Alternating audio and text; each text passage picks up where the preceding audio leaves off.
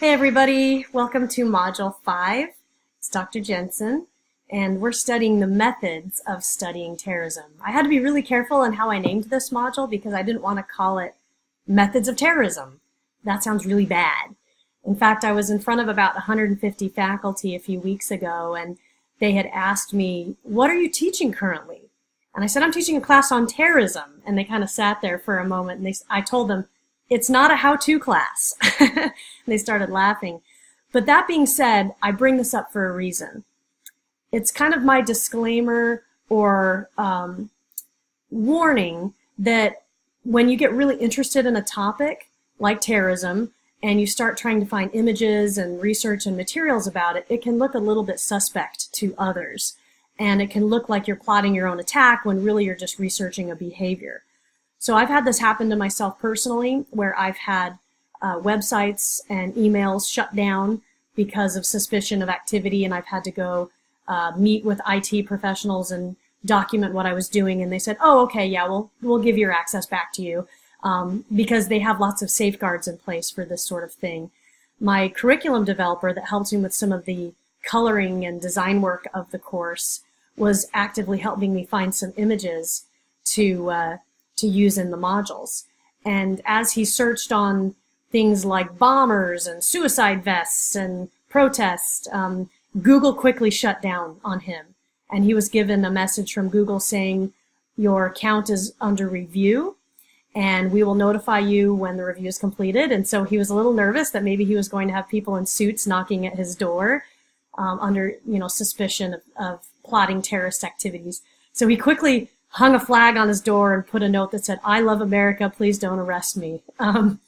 Later, this account was restored, and Google said, "We just had to review what you were doing." And it was very clear that he was a course designer, that he was finding images for a course that taught about the academic research of terrorism, and that all was well.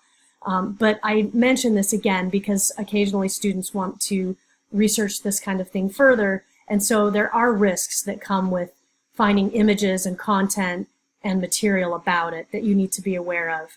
It might not be entirely clear that you're researching terrorism for the purpose of studying a behavior. It might appear to another person or agency that you are in fact plotting and planning. So please be very careful with your search and curiosity and those kinds of activities. And so that's why I bring that up.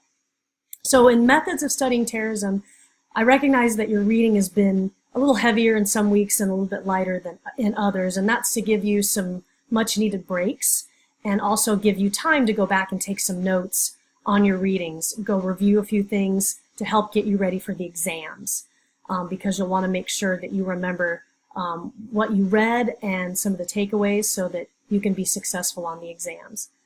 For methods, what we have over here, observation and prediction of extremist behavior can only be accomplished when comprehensive data can be collected, analyzed, and reported to the proper intelligence units. Qualitative and quantitative approaches have both contributed to the profile of a terrorist. And so we're going to kind of see how we start to get a suspect pool, how we understand what attacks have occurred and what are the features and attributes of a typical terrorist, maybe for a certain kind of target or cause. I really like this study, and I brought a little piece of information from it, conducted by Laura Bell. It was said that there have been approximately 16,831 terrorist attacks from the year 1970 to 2014, attacking many different areas or parts of the world, including Europe, especially in Europe in the last 10 to 15 years. It is our job to study these events and learn from the patterns they present to determine useful approaches, protections, and prevention. So you're going to do a couple of different things in this module. First, we're going to be studying kind of how research occurs on terrorism and understand some of the methods we use to do this. And then also determine some of the common attributes of terrorist leaders and followers from research. In your Think About It tab, I want to bring this to your attention. So years ago, anthropologists were solicited to join the Department of Defense in becoming human terrain specialists.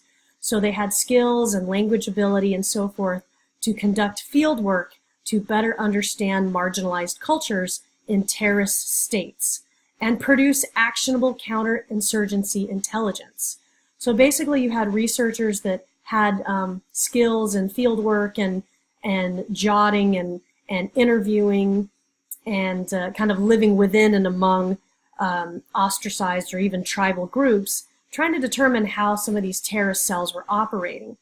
In 2007, the American Anthropological Association stated that turning over field notes to defense personnel instead of providing it to research subjects to preserve their culture and history was an unacceptable practice of anthropological expertise and in direct violation of the American Anthropological Association's Code of Ethics.